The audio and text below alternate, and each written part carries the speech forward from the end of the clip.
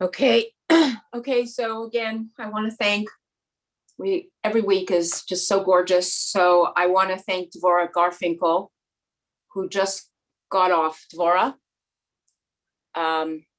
she must have been kicked off. So you're stuck with me. I'm kidding. Okay. So I just have to send her a message, but I just want to tell you that she's going to be doing it a little bit of an interactive. So during the interactive period, if people can just raise their hands, that would be great. So, Devorah, are you back on or no? Give me a second. I'm just gonna. Maybe somebody wants to share something in the meantime.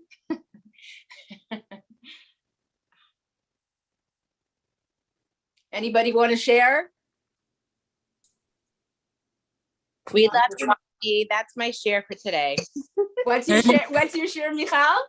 I love you, and I miss you. I'll share something. You know what? I would, share with my mother, maybe.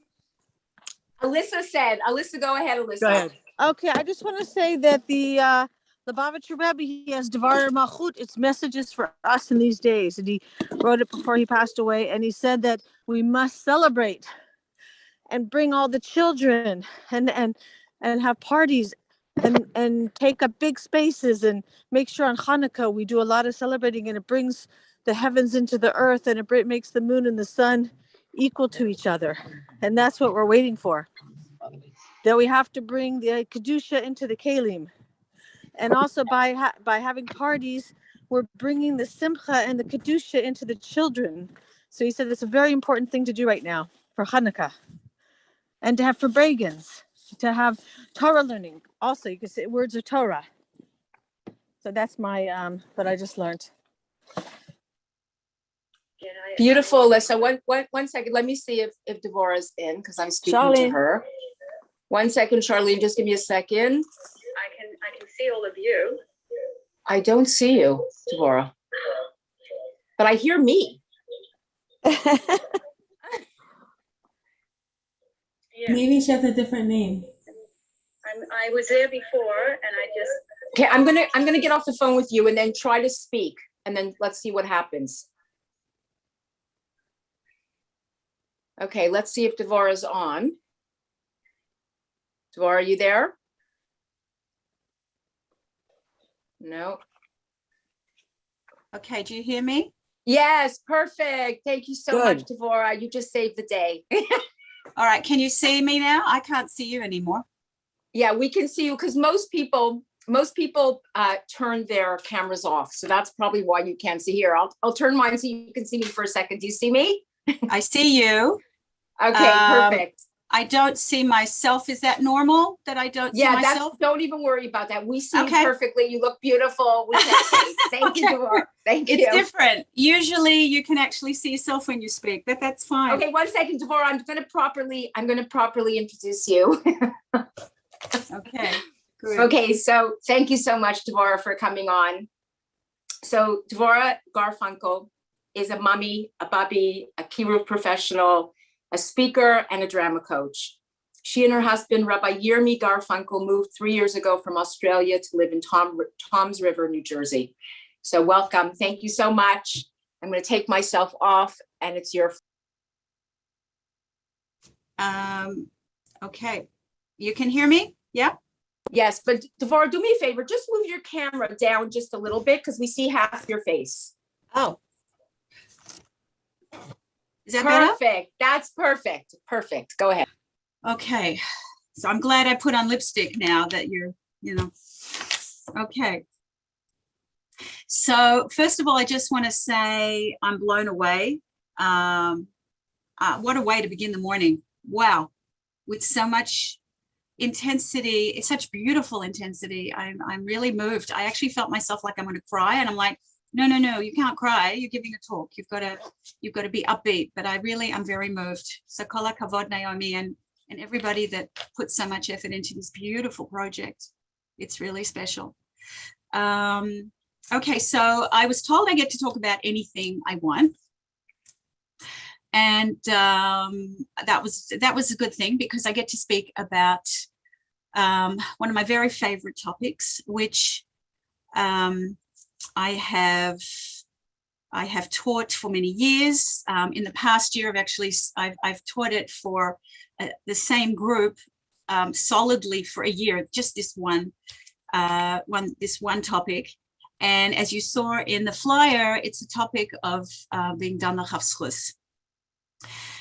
I just want to start off by saying that my mother, Aleha Shalom, who was a wonderful person, she was not formally religious, but a very growth-oriented person. She used to come to my talks in Australia. You've probably picked up, I'm not from New Jersey, and she used to come to my classes, and she once said to me, if I only heard one talk, I only learned one thing, and if that one thing was this idea of dan hafschus, she said it would be enough. It would be enough for me. She saw in her own life the power of this mitzvah to affect her relationships, and that's why she made that statement. And I think about what she said often. Clearly, we need to know more than dan hafschus. We have many mitzvahs, but the fact is, as I personally go through life and I see the twists and turns that our relationships take us, I see more and more the ability of this mitzvah to transform our relationships and to heal and to build and to elevate. And I don't know if you saw the topic I used in the flyer was the breathtaking gift of dan hafschus. And I see it as being an ability to take a deep breath of, like to de-stress, because it takes, if we do it properly, as much as we can, it takes the stress out of it. It allows us to breathe. And we don't even go so often to places that really don't benefit us in terms of our relationships because of it. So as you can see, I'm very passionate about it. And I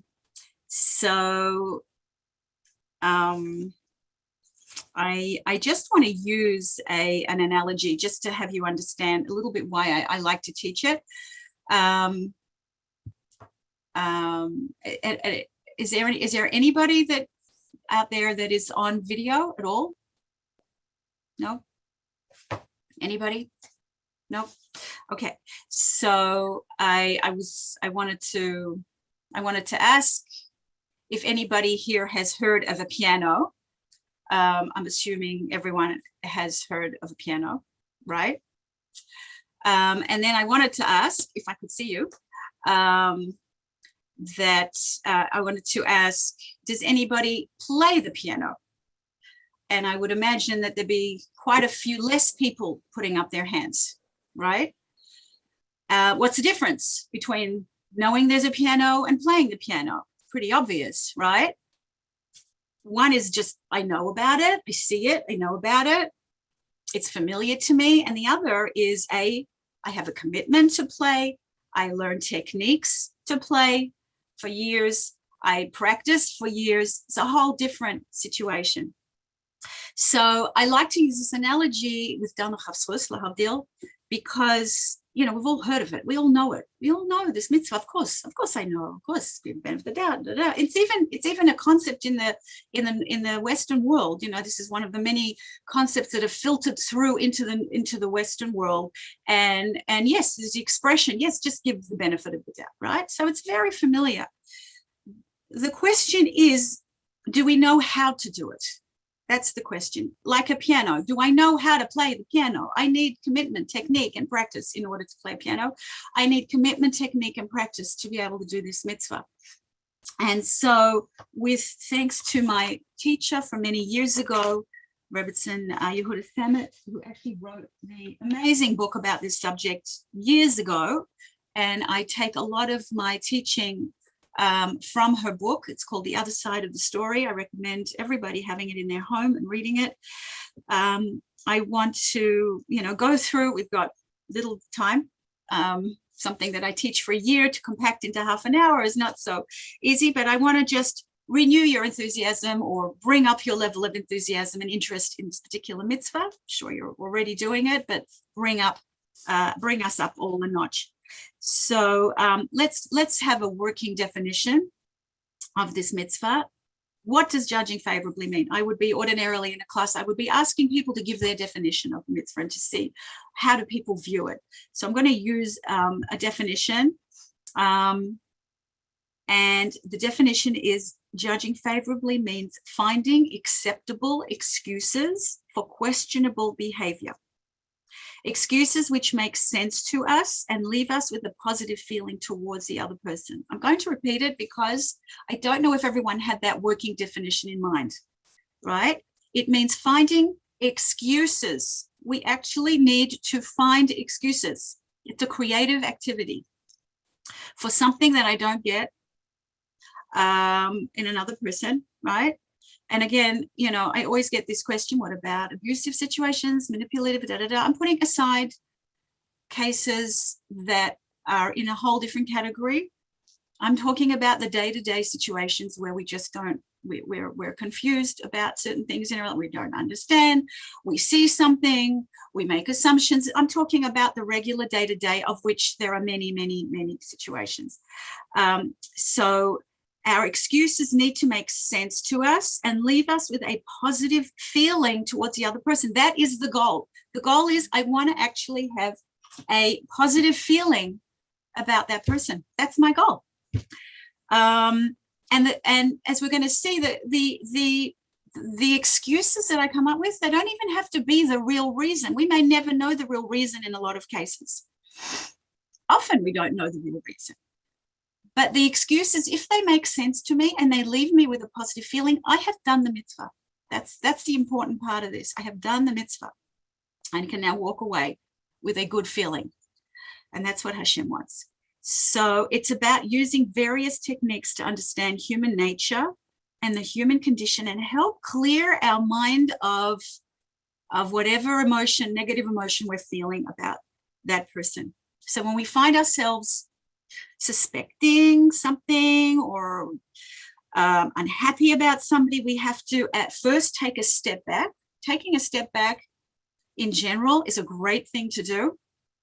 It's a huge thing to do. In all ben adam lachavero, shmir salashon, instead of like speaking, maybe just don't speak, take a step back, right? Dan lachavsros, take a step back. Say, okay, take a deep breath. I'm going to take a step back. I don't get it. I'm going to take a step back. Right? Maybe there's a good reason that he did that. Yeah, maybe I missed something. Maybe I jumped to the wrong conclusion. Okay, so as you can see, the technique begins with a series of questions that I ask myself. The technique does not begin with pronouncing judgment on that person, right?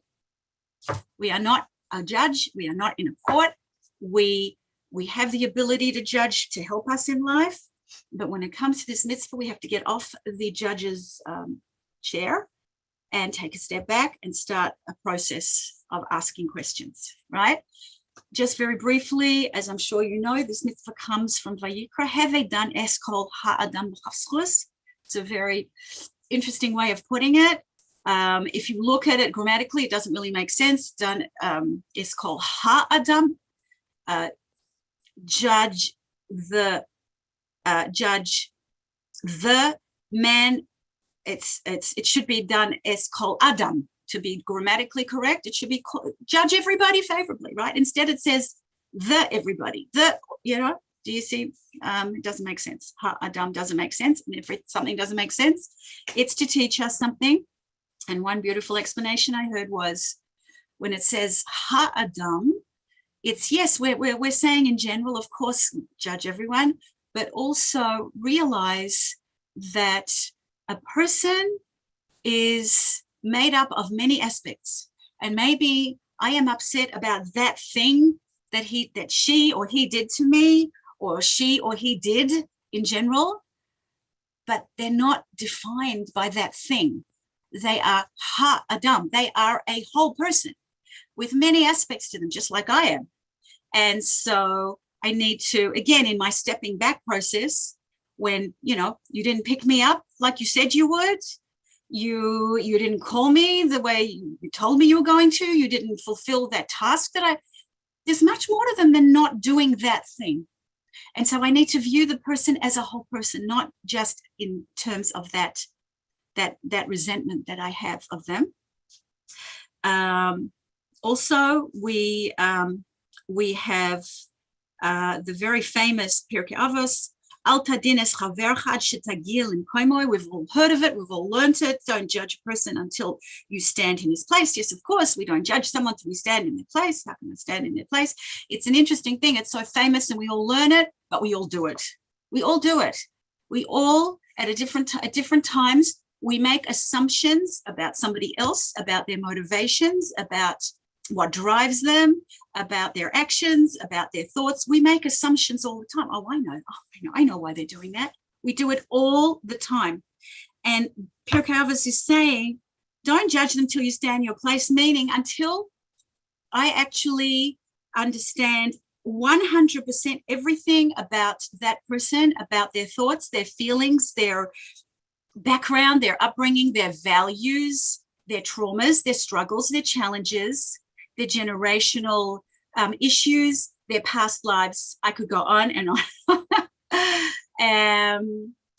And when we understand all of that, maybe then we can judge, right? So bottom line is, let alone being able to understand that in another person or a friend or a family member, we don't even get our spouses. We don't get our children 100%, right? So really, this Pirkei Avos is it says it all, right? I really can't understand them. So don't jump in and assume you understand everything about them, because we don't. We really, really don't. So my goal when I teach this, you know, obviously ongoing, we use so many examples, etc., is to become an expert in this mitzvah. Today, hopefully, to whet your appetite for this mitzvah once again. And it's a transformative tool when it's done properly, because when I remove the judge from my mind, I actually have a whole new opening in my relationships. It's like a whole new way of being in relationship with somebody else. And what we do, we look at different cases, different true cases, scenarios. Often women in my class will bring up issues in their own life. As anonymously, we change facts and names, obviously, but just to get to, and then we help each other come to a point of being able to do hafskus in their scenarios. So I want to make a few points, and I was going to ask you to repeat after me, if you could do it, please, if you can all do it. Point number one, there is a lot about life and people I simply do not know. If you could repeat that. There's a lot in the life. Life, people that there's are... life out there. I would love to see people. It's really weird not seeing anybody, I have to tell you, when you teach. Okay. There is a lot of, okay, that's point number one. Point number two, some scenarios simply could not occur to us. Okay. Yeah, you can unmute. I'm happy for you to unmute if you want to, just for that. Point number three, sometimes we have private reasons for things we cannot or do not want to share because we're embarrassed. Okay. Sometimes we have private things we not to share because we are. Thank you. Point number four, what was point two? Point number two was some scenarios simply could not occur to us. They couldn't occur to us. We don't have the creative capacity to imagine certain scenarios. Okay. Okay. Point number three, as we said, sometimes we have private reasons that we're embarrassed about. We don't want to share it. Okay. Point number four, I may not be able to give you an explanation right now. Right now, I can't give you, you want an explanation right now? I can't give it to you right now. Okay, I have many more points, but I've got to try and consolidate it. Okay, what I want to try and do is just, and I don't know, if people want to participate, I want to try and do a couple of stories and have you come up with the schus. Okay, this is the system, because if you do this regularly all the time, thank you, Ariella. I think that was a really nice comment. You will see that you start to do this on a regular basis. And that's the point, that we want our default position to be like this, right? This is what we want our default position, which is not human nature, by the way. Human nature is to judge. We have been given the ability to judge to help us in life. So we have to really go against our nature, which is the whole point of Torah, right? To go against our nature, to become great, and make this our default position. So let's take an example, and in this case, using Robertson Sammet's book. Can I just, Devorah, can you also, can you intertwine into this for everybody, so to make it of how we can balance the idea of not judging with also giving people the opportunity to take accountability and responsibility for their own actions. Can you balance the two so people can work in the level of their kalim? Yeah, it's a big one. We are not here to be bishmatis, right? We are not here to be stepped on. I think we need to look at a situation and evaluate, am I being treated in a very negative way here? I think we, Dan Chaskus is part of our seichel, and another part of our seichel is to evaluate each situation as it comes up. And there are times when we need to set boundaries. There are times when we need to take a step back away from a relationship. I guess when we're confused, it's best to ask Das Torah or have a mentor. We always need wisdom to navigate the relationships in our life. But sometimes it's somebody we actually, I can think of many times when there's somebody I actually like, or it's like a friend and I like them. And it's just they've done something, and I don't get it. And the tendency is to just, you see, she's not so nice, right? She's not as nice as I thought. That's the tendency.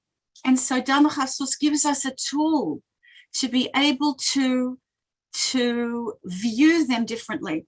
You're asking a very good question, and it's a huge topic. I hope I've given you a little bit of an answer there, but it's like a whole other class. No, perfect.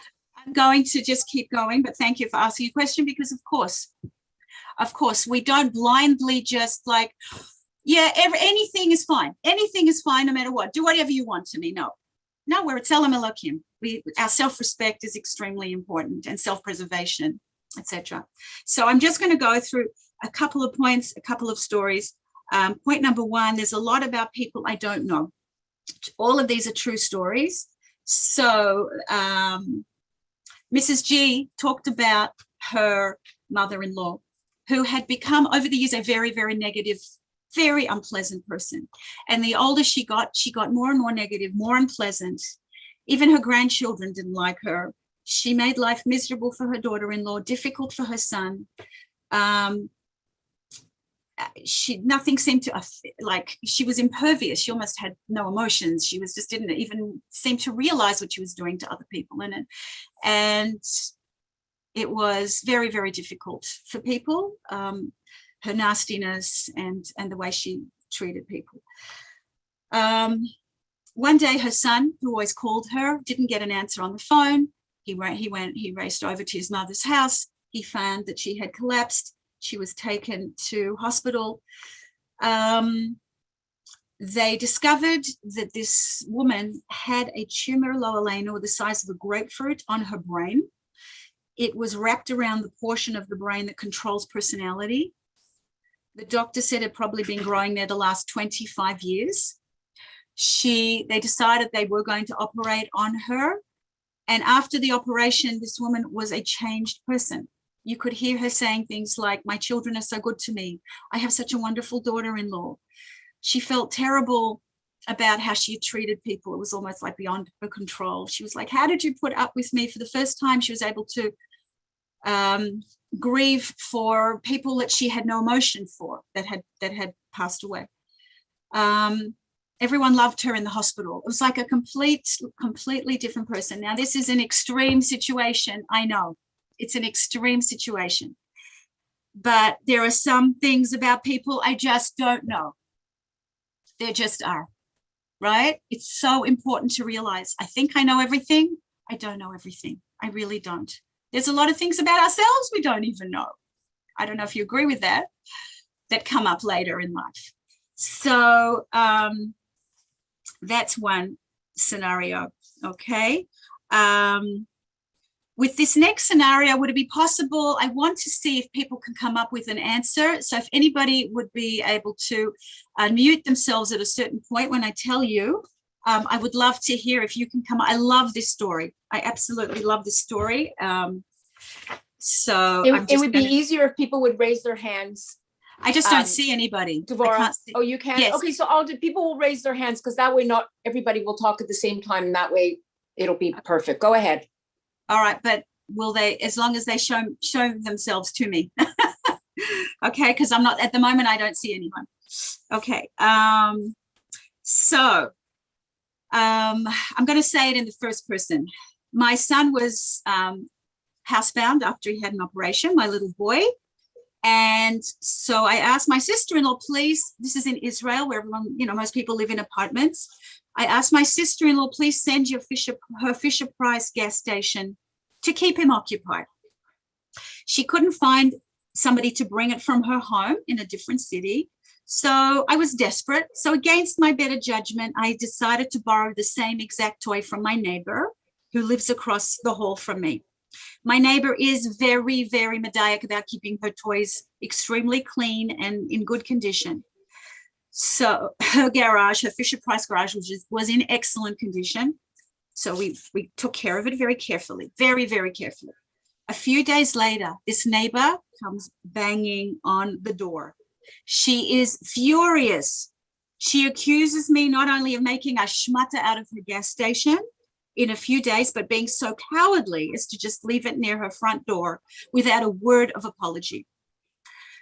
So here, I want you to be the neighbor. You, out of the goodness of your heart, you lend your beautifully kept Fisher-Price garage to your neighbor, right? A couple of days later, you open the door and there it is, and it's completely wrecked. Are you going to go, oh, it's wrecked, I'm going to be done l'chavschus? Obviously, what are you going to think, right? Hello, can anybody tell me? Anyone want to make themselves visible? Adele, go ahead, Adele. Well, clearly this poor woman has her son home that's not well. So maybe there's a lot going on in the house that she doesn't have control, So maybe just going and knocking on her door and saying, do you mind just giving it back the way that I gave it to you? Okay, yes, that's being very menschlich. I just want to know, would anybody say, I have a mitzvah to be done the chavschus, and look at the garage and go, clearly I need to be done the chavschus? Would anybody do that? I'm asking, as mothers, as human basar v'dam, would we do that? Aliza, go ahead. Your hands raised, Aliza. I personally would. I think that's because I'm passionate about this mitzvah also, and I've been working on myself for years for it. And I would assume that she put it there and had to get back to her son, and some other neighbors' kids started playing with it and messed it up in the in between time that I saw it, and she put it down. Wow. Well, you are amazing. I would not. I would be just like working on controlling my temper and getting to a point where I could go, okay, it's just a thing. It's just a toy. It's like, I agree with you. My initial reaction would probably be like, what? But then I would probably take that pause back, right? Like that's just, yeah. Right. Okay. Okay, I want to say something. Yes, Hello? please. Yes. Go ahead, So Charlie. okay, it's well for me. I've worked on these things for years about the things we have, and to let go of things that we have. We're only passing by in this world. We do have objects, we do have furniture, whatever, but I've learned to just let it go because this is not the important part of my life. So I'm just passing by. I don't own anything. I happen to have that toy, but I will not have it at some point. So who cares? It's only a thing. Right. So this is not judging the other, it's judging me in the moment. I'm telling myself. Right. So this is a very elevated group of women, right? And we would, but I think everyone would agree, our first reaction, of course, as normally, we would be shocked, we would be hurt, we would have to go through those in order to get through to the next point, which would be to see how do I cope with this, right?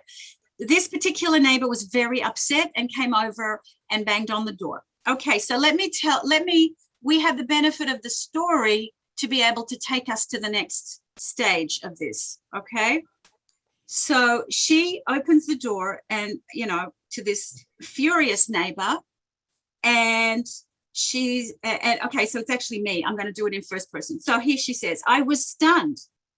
I went into the other room and I brought out her gas station intact and exactly as I had received it. Okay, now what's going on? What's going on? Can anybody figure out what is going on? Yes. The sister-in-law brought the other one and dropped it off at the wrong door. Aha! At the wrong door.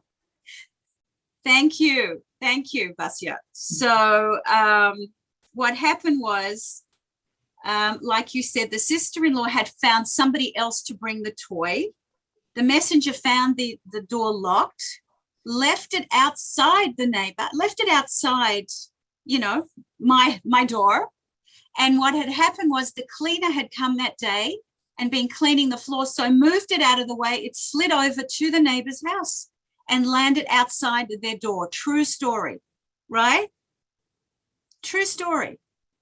So in the end, she actually hadn't messed up her Fisher-Price garage. She had kept it pristine, but Hashgacha had led another very not well-kept garage to be landing outside the neighbor's door. And I love this story because who would think of it? Like, could any of us, we're all clever, we're all smart, we're all able to think clearly, right? Sometimes I can think clearly. But we wouldn't think of it. We wouldn't dream of such a scenario. I want to tell you, there's a fascinating book written by Rav Chaim Kanievsky called Orchas Yashar, and each chapter is a different letter of the Aleph base, and each letter represents a different midah. And for Daled, he does Dan Lachafskos. And he takes scenarios from the Gemara, which would blow your mind. It's like with like famous Tanaim and Amarayim who have been found in very questionable circumstances, and they would emerge from that circumstance and say to a student, what did you think when I went in this house with this strange woman? What did you think? And the students were all like, yeah, I thought that, It was like the students were so in tune with Dan Lachafskos that I saw. I'm not going into what their answers were now, but I was thinking, wow, he used such extreme circumstances in his book for good reason, right? Because we have to realize we have to stretch our mind so creatively.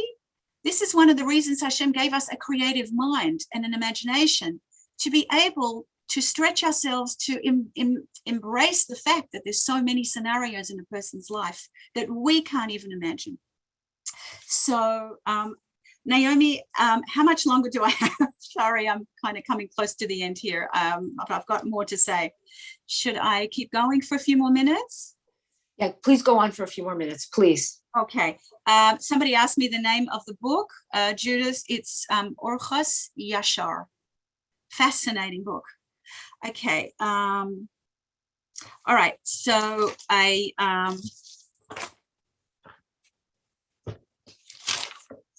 just get back to my place here.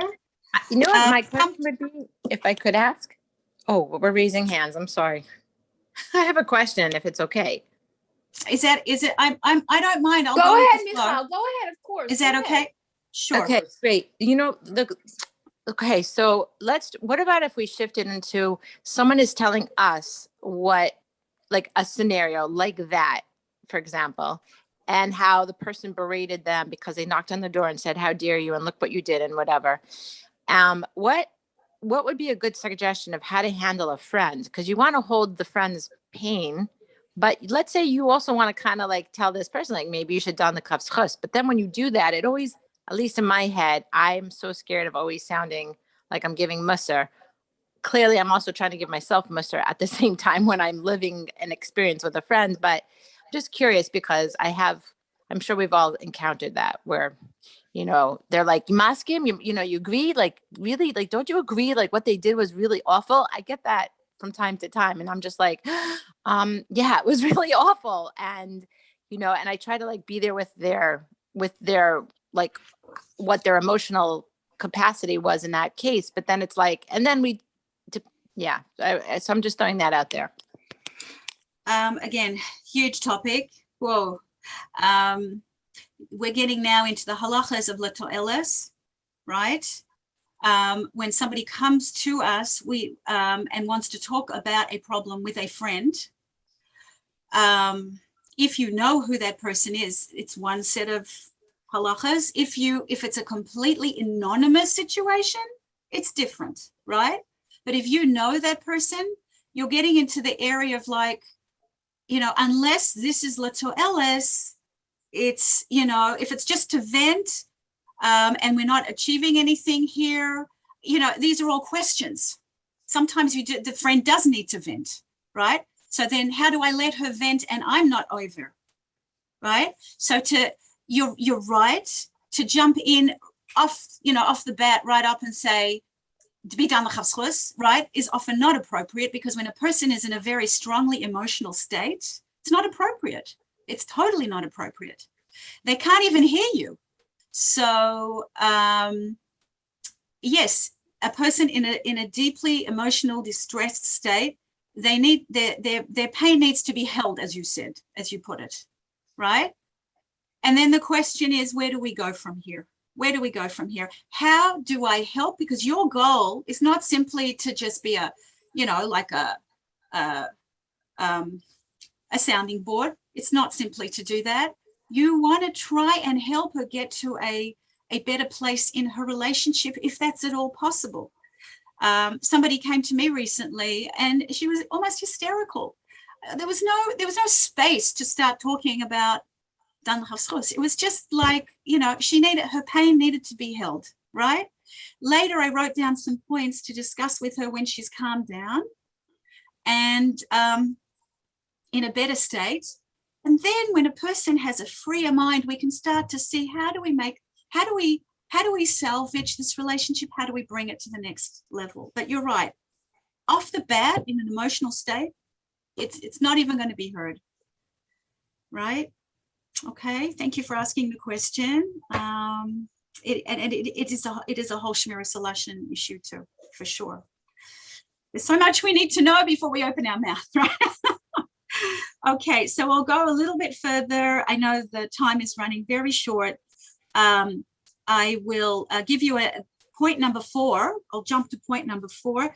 I may not be able to give you an explanation right now. Okay. So in this situation, there was a woman who went to buy a watch. I'll just do it very quickly. There was a woman who went to buy a watch from somebody she knew, from a friend of hers, a man who was her neighbor. They were friendly. And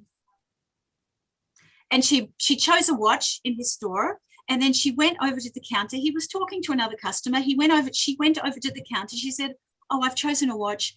I'll give you a check."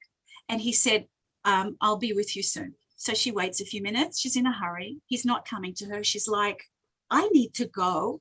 And I don't know why he's not serving me. And all I need to do is give him a check. I don't need anything." She says again, "I'll give you cash. If you prefer cash, I'll give you cash," right? He says, I will be with you in a minute." So she's like, "I don't get this. All I need to do is take the watch and go. why doesn't he let me put the cash on the table? Does anybody have an ability to be done the chavschus this man, or is he simply being a nudnik? Which is often the way we think about people. He's just being a nudnik, right? Does anybody want to try and be done the chavschus this shop owner?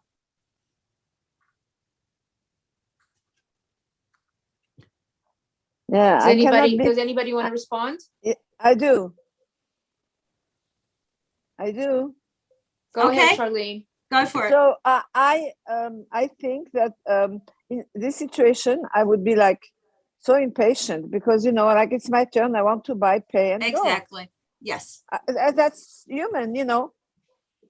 Why is it putting me on hold? When people put me on hold on the phone forever, I just hang up. That's it. And try again. So you're saying you can't be done with the shop owner, he's being a nudnik? At the moment, no, I can't be done with maybe afterwards, if I think about it, I'll have to come up with my imagination, with scenarios, like you suggested before. But in the moment, no, I don't see why you're putting me on hold like that. Okay, thank you for your honesty, because most of us would be like that. Thank you for your honesty. Judith wants to say something. Yeah, Judith wants to say something. Go ahead, Judith. Okay, so I would think, I mean, yeah, the problem that you are in such a rush, that's a problem. But maybe because we are friends, he's trying to go online and check what's the best price that he can give to me. And then he's going to get back and tell me how much it is. Thank you, Judith. You won the prize. Oh. And you feel, and you know what, if you're in the store and you're thinking to yourself, he's a nudnik, your blood pressure's going up, you don't like him, your friendship is at stake, right? But if you're sitting in the store and you're thinking, well, you know what, maybe he wants to give me a better price, your blood pressure is nice and stable, you actually have good feelings about him, it's a whole different relationship happening within you. I think and generating out to him. Stage, you know what I mean, of anxiety and all that, since we attend this class, you know, we kind of learn to. Yes, you know, yes. be a couple notches down, you know. Right. So we're coming back. So this is point number Devorah, 4. one more second. Just one more person wanted to say something. I just want to give her the chance because you can't see. Ellen, go ahead. I saw Ellen, you had your hand raised. Ellen, did you want to say something? I was thinking maybe it wasn't really on sale. It was just on watch or something silly. Maybe, Ellen, what did you say? It might be the person's own watch or something put down. I know my brother tends to put down and it's, you know, it's not for sale. Oh, wow. That's fantastic. Wow. I wouldn't have thought of that one. Yeah, maybe he put it down by mistake and she's actually running off with his watch somehow. Could happen. You don't know. In this particular scenario, Judith was the correct one. But Ellen, if you thought that and you came up with that excuse and then you felt good, good with that, I just want to make the point here. It's an incredibly important point. Okay. We're not trying to come up with the right excuse because often we will never know the right excuse. We are trying to come up with an excuse that, as you remember the original definition, that sits well with us, that resonates with us, that we feel, oh, okay, this works for me. It really does. I'm not fooling myself. It really works for me. And I feel better about that person. That's the point. I'm not a prophet. I don't know what's going on in every scenario. But if I come up with an excuse for that person that works well for me, we've done the mitzvah. That's the point of learning this technique. So in this case where we do know the reason, yes, he was with a customer, but he wanted privately, when the customer had gone, to give her a better price, which he's not giving to everyone. And he couldn't do that at that time in front of the other customer. And that's why he asked her to wait, which is a really nice thing. But she just didn't understand it at the time. I'm going to finish off here. I'm going to finish off very quickly with something that happened to me personally. And it has a couple of different levels to it. And that's why I like to tell this story, which I'll do quickly. We'll finish in a few minutes. So last summer, I'll just back up. We are in Tom's River. Baruch Hashem, we have a pool, which gets a lot of use by a lot of different people. We like to share it with different people.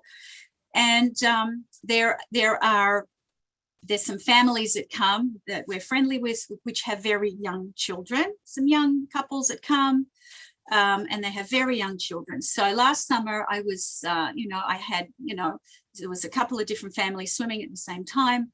And one of the mums was out, she was about to go, and I was standing near her car and we were talking, and her little children were running around until she was ready to go.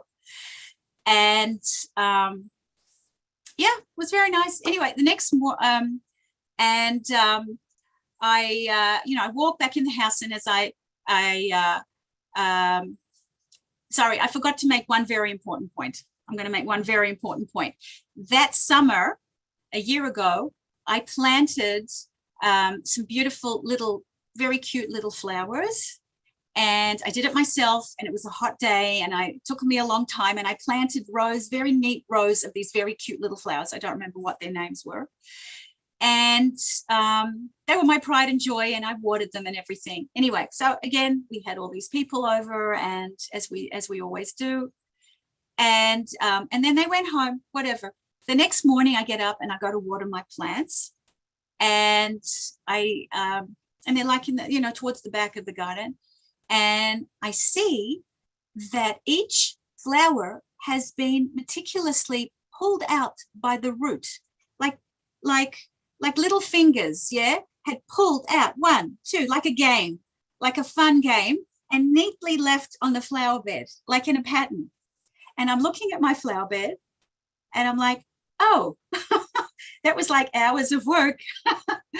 So I was like, I was upset. And then I'm thinking, who could have done it? And then I realized, okay, so this particular family, they came, the children were running around. Nobody else came since then. Nobody else came. And those little children, like really little children, 2 years old, must have discovered my new flowers out the back and pulled them out. That was my conclusion. And I came to that conclusion. And then I'm like, okay, I need to be done the chafschus. And it wasn't so hard to be done the chafschus. I was not happy about it, but I didn't get angry at the parents, because I realized the kids run around. They can't have their eyes on them all the time. If they had seen them, obviously they would have berated them, but they didn't see them. So I was done the chafschus by saying they're little children. The parents didn't see them. Clearly they thought it was a fun game and they pulled them out. And what am I going to do? I'll regroup. That's how I was done the chafschus. Okay. I felt okay about it. It worked. It worked inside me. I was going to let it go. Okay. It's flowers. It's not anything terrible. And they're children. They're not adults. They're not teenagers. They're not even older children, which I would expect better. They're little children. Okay. So I talked to my son about this later on in the day. He said, Mummy, I don't know if you realize I installed some cameras around the house. This is my techie kid who does and then asks questions later. He doesn't really talk to me about what he rigs up, what he wires in, to the maybe you've got a kid like that. I'm like, oh, you did? Really? He said, yeah, it's, he says, why don't I have a look at the video of the cameras out there? I'm like, okay. So he ran the videos. Does anybody want to guess what he saw in the video? Rabbits. I want to tell you, it was done like somebody with little fingers, neatly. A rabbit, what does a rabbit do? A rabbit digs a rabbit. You know what I mean? Like, so it wasn't a rabbit. Deer. Deer. I do have deer in the garden. I do have deer in the garden. It wasn't a deer. A squirrel. There were the plagues in the flowers, like bugs, and somebody took it out to protect the rest of the plant. Very creative. Okay, ladies, it was a skunk. Okay, it was a skunk that somehow with its mouth, it didn't dig, it didn't even eat them. This is the extraordinary thing. It gently pulled each one out and left them in a little row. We saw it on the video. We saw this little guy go out there and just pull them out. Gay vase, right? Why does a skunk do that? We have no idea. Could I have thought of that? No. But what is interesting about this particular case is I had already fulfilled the mitzvah. Yeah, I didn't actually, it was fascinating to see what had happened and it made me feel better, right? But I had already fulfilled the mitzvah of dana chavzchus because I was already clear. I didn't feel bad about the mother. I didn't feel bad about the kids. I had done the mitzvah. Do you know what I'm talking about? So I didn't even need but what to, if you were, I do get it, but you know, I'd be so curious, not chas v'shalom you, but I can see me maybe going, same thing that you did, let's say, you know, like success, the first strike, like, yay, I gave her the benefit, you know, like whatever, I got through it. Right. But then she asks you the next day, hey, do you mind, like my kids, can we go swimming? I wonder like, yeah. You know? I probably would have had a chat with her about it. I would have had a chat with her about it and say, can you keep an eye on them? Because obviously your children ruined my garden, obviously, right? So this was definitely a great outcome. But I still was okay. I wasn't angry. You know, there's a difference between coming up with an excuse, but you're still like, ugh, it's not working. The excuse isn't working. It's not happening. And I'm sure we've all got certain things going on in our life where you're not there yet. You're just not there yet. You're not feeling shalem with that other person. And that's the goal, is to be b'shalem if possible. If possible. It's not always possible. It's not. But so much of the time, it really is. Anyway, so much more. Just one second. The Sfardim have a say, which helps me a lot. I'm around a lot of Sfardim. I'm fluent in Hebrew. So if something happens, kaparat avonot.